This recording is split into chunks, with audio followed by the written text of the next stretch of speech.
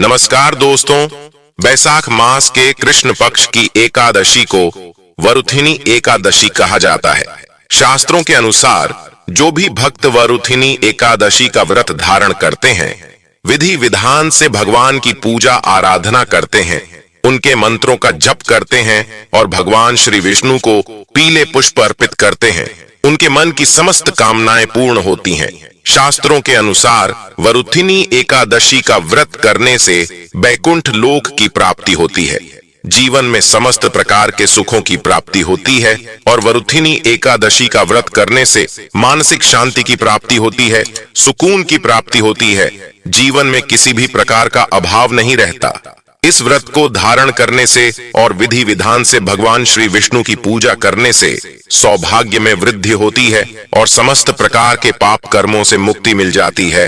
और इसी कारण वैशाख मास कृष्ण पक्ष की एकादशी, जिसे वरुथिनी एकादशी कहा जाता है, इस एकादशी को कल्याणकारी एकादशी भी कहा जाता है, क्योंकि इस व्रत को धारण करने से भक्तों का समस्त प्रकार से कल्याण होता है, जीवन के हर क्षेत्र में सफलता की प्राप्ति होती है, श्री विष्णु की असीम कृपा प्राप्त होती है और मन की समस्त कामनाएं पूर्ण हो जाती हैं।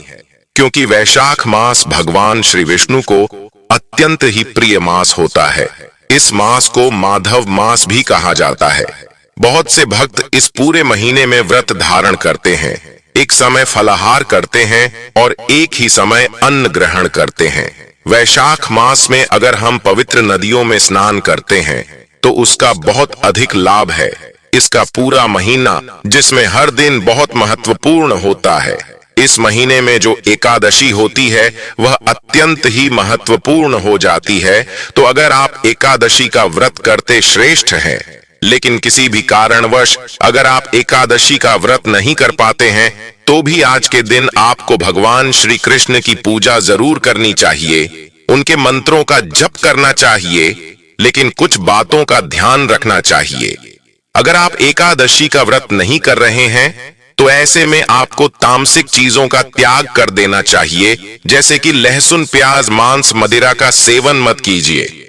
आज के दिन आप चावल का भी त्याग कर दीजिए। पूरी तरह से सात्विक भोजन करते हुए भगवान श्री हरि विष्णु की अगर आप पूजा आराधना करते हैं, ओम नमो भगवते वासुदेवाय नमः इस मंत्र का जप करते हैं, या भगवान श्री विष्णु की कृपा पाने के लिए भगवत गीता का पाठ करते हैं, नाम का पाठ करते हैं, गजेंद्र मोक्ष का पाठ करते हैं, तो इस व्रत के समान ही पुण्य फल की आपको प्राप्ति होती है। दोस्तों, आज की इस वीडियो में हम वैशाख मास की वरुथिनी एकादशी के बारे में बात करेंगे। आज हम आपका कंफ्यूजन दूर करेंगे कि आपको वरुथिनी एकादशी व्रत कब रखना है, 3 मई या फिर 4 मई को। लेकिन वीडियो को पूरा देखिएगा, तभी आपकी भ्रम दूर होगी। तो आज की वीडियो में हम जानेंगे कि वरुथिनी एकादशी इतनी महत्वपूर्ण क्यों है, इसका महत्व, एकादशी कब है, व्रत कब रखें, व्रत का पारण कब करें, एकादशी और द्वादशी तिथि कब से कब तक है, पूजा का शुभ समय क्या है, राहुकाल का समय क्या है, व्रत का पारण किस दिन करेंगे और किस चीज से करें, हरिवासर कब से कब तक है, सारी बातें आज की इस वीडियो में जानेंगे। तो आप अंत तक वीडियो में बने रहे। नमस्कार दोस्तों, स्वागत है आप सभी का एक बार फिर से आपके पसंदीदा चैनल हिंदू रिलीजियस टेल्स में। दोस्तों, वीडियो शुरू करने से पहले एक बार पूरी श्रद्धा के साथ कमेंट सेक्शन में लिखें, जय श्री हरि विष्णु। भगवान हरि की कृपा आप पर सदैव बनी रहेगी और वीडियो को लाइक करके चैनल को सब्सक्राइब अवश्य कर लें। दोस्तों, पूरे वर्ष में 24 एकादशी आती है, लेकिन जिस साल अधिक मास किया पुरुषोत्तम मास आता है, उस साल 2 अधिक एकादशी यानी कुल मिलाकर के 26 एकादशी आती है। प्रत्येक महीने में 2 बार एकादशी आती है, एक कृष्ण पक्ष में, दूसरी शुक्ल पक्ष में। दोनों ही एकादशियों का भिन्न भिन्न महत्व हमारे धर्म ग्रंथों और पुराणों में बताया हुआ है।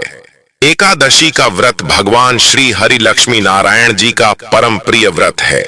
एकादशी का व्रत करने से मनुष्य के कई जन्मों के पाप जड़ से नष्ट हो जाते हैं तथा उनके पुण्य का उदय होता है। जब मनुष्य के जन्म जन्मांतर के पाप नष्ट हो जाते हैं, तभी उन्हें सांसारिक एवं भौतिक सुखों की प्राप्ति होती है। कृष्ण पक्ष में आने वाली एकादशी में व्रत करने से पूर्वजों और पितरों का आशीर्वाद प्राप्त होता है। वंश की वृद्धि के साथ संतान सुख की प्राप्ति भी होती है। इसी प्रकार शुक्ल पक्ष को पड़ने वाली एकादशी को व्रत करने से पितृमातृकाओं एवं मातृमातृकाओं को प्रसन्नता होती है और उन्हें मुक्ति मिलती है। पुराणों के अनुसार जो व्यक्ति एकादशी करता रहता है वह जीवन में कभी भी संकटों से नहीं घिरता और उसके जीवन में धन और समृद्धि बनी रहती है। एकादशी व्रत के दिन चावल नहीं खाना चाहिए। इस दिन चावल को जीव के बराबर मानते हैं, क्योंकि शास्त्रों में धार्मिक मान्यता के अनुसार ऐसा माना जाता है कि एक बार महर्षि मेधा ने यज्ञ में आए हुए एक भिक्षु का अपमान किया था, जिसके कारण मां दुर्गा नाराज हो गई और मां दुर्गा को मनाने के लिए महर्षि मेधा ने अपना शरीर त्याग दिया, जमीन में धंस गया। इससे मां दुर्गा प्रसन्न हो गई और महर्षि को आशीर्वाद दिया कि उनके अंग भविष्य में अन्न के रूप में उगेगी। इस कारण एकादशी के दिन अन्न चावल और जौ उगा। उस दिन एकादशी तिथि थी, इसलिए चावल को जीव माना गया। यही वजह है कि एकादशी के दिन चावल खाना नहीं खाना चाहिए। दोस्तों, एकादशी के दिन दान करना अच्छा माना गया है। व्रती व्यक्ति को इस दिन सामर्थ्य के अनुसार वस्त्र, जल, आभूषण, आसन, पंखा और फल इत्यादि का दान करना चाहिए। मान्यता है कि इस दिन जल से भरे कलश का दान करने से बहुत अधिक पुण्य प्राप्त होता है, लेकिन इस दिन चावल और आटा को दान करना इस दिन निषेध है। ये दोनों चावल और आटा और अगले दिन द्वादशी के दिन दान करना चाहिए। जो भक्तजन माताएं बहनें एकादशी का व्रत करते हैं उनको दशमी तिथि से लेकर के द्वादशी तक कुछ महत्वपूर्ण नियमों का पालन अनिवार्य रूप से करना चाहिए। इस बार दशमी तिथि के नियमों का पालन 3 मई 2024 शुक्रवार के दिन करना है तथा 4 मई शनिवार के दिन वरुथिनी एकादशी का व्रत रखना है। वही 5 मई रविवार के दिन एकादशी व्रत का पारणा करना है।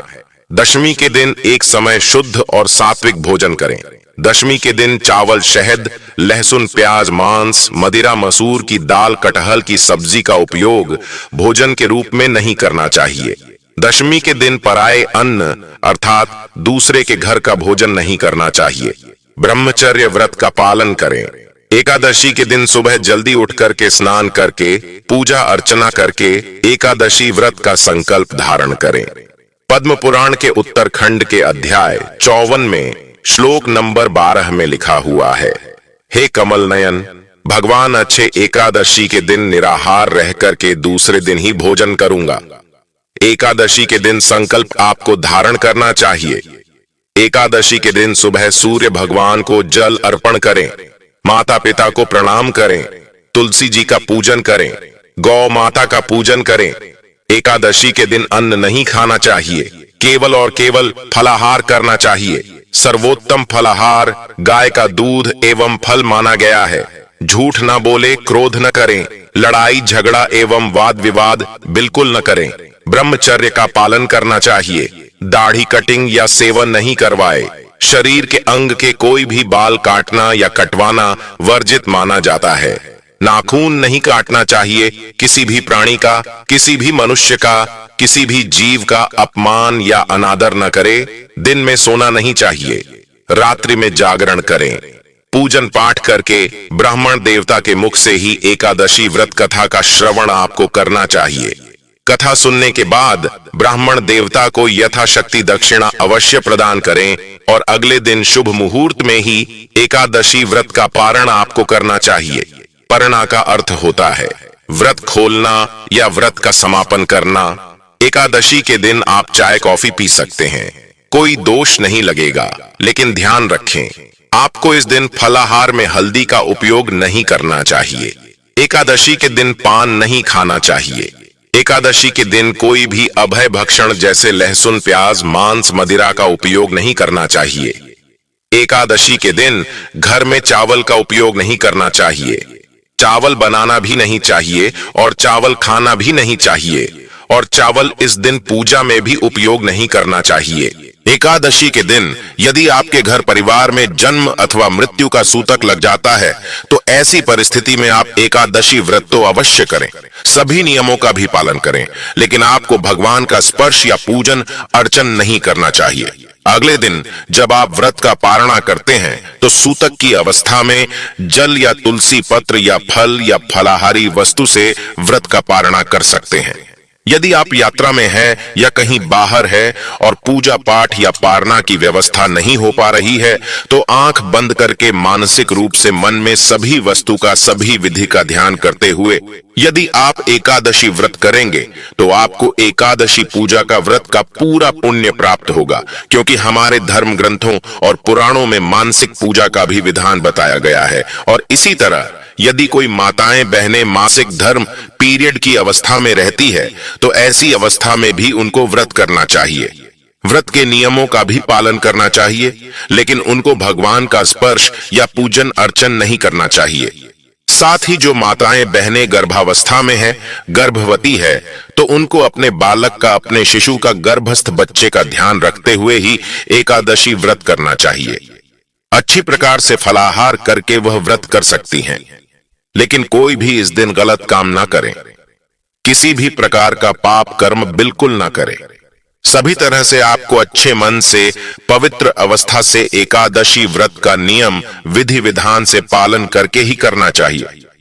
अगर जाने अनजाने में आपसे कोई त्रुटि हो जाती है, गलती हो जाती है, तो प्रभु से आप क्षमा याचना अवश्य कर लीजिएगा। प्रभुत्व कृपा निधान हे दयालु है, आपको क्षमादान अवश्य ही प्रदान करेंगे। आइए अब जानते हैं एकादशी तिथि कब से प्रारंभ है, शुभ मुहूर्त। लेकिन उससे पहले अभी तक दोस्तों अपने वीडियो को लाइक नहीं किया है तो वीडियो को लाइक करके चैनल को सब्सक्राइब अवश्य कर दें। एकादशी तिथि प्रारंभ 3 मई 2024 दिन शुक्रवार रात्रि 11:26 और एकादशी तिथि की जो समाप्ति है वह 4 मई 2024 दिन शनिवार रात्रि 8:40 एकादशी तिथि की समाप्ति है। तो हमें शुद्ध रूप से एकादशी व्रत के लिए जो समय प्राप्त हो रहा है वह समय सभी 4 मई 2024 दिन शनिवार को व्रत को धारण करेंगे। एकादशी व्रत में 10वीं के दिन से ही नियमों का पालन करना चाहिए, तो 3 मई को 10वीं दिन के नियम का पालन करें, 4 मई को एकादशी का व्रत धारण करें और फिर 5 मई को इस व्रत का पारण किया जाएगा। एकादशी व्रत का पारण किया जाता है वह हरिवासर समाप्त होने के बाद करना चाहिए। हरिवासर का समय द्वादशी तिथि का पहला चौथाई हिस्सा होता है। इस बार द्वादशी तिथि की समाप्ति 5 मई 2024 दिन रविवार को शाम 5:43 पर द्वादशी तिथि की समाप्ति है। तो पारण का समय 5 मई रविवार के दिन सुबह 5:37 से सुबह 8:17 तक व्रत का पारण किया जाएगा। वरुथिनी एकादशी व्रत का पारण कुशा के जल से इस व्रत का पारण किया जाएगा। यह संभव ना हो पाए तो आप तुलसी दल जल या फल से व्रत का पारण करें। रविवार के दिन व्रत का पारण है तो रविवार के दिन तुलसी पत्र नहीं तोड़नी चाहिए और एकादशी तिथि के दिन भी तुलसी पत्र ना तोड़े। हाँ, अगर आपके पास भगवान शालिग्राम आपने रखे हो पूजन के लिए तभी आप एकादशी के दिन तुलसी पत्र तोड़ सकते हैं, अथवा एकादशी के दिन तुलसी पत्र नहीं छोड़नी चाहिए।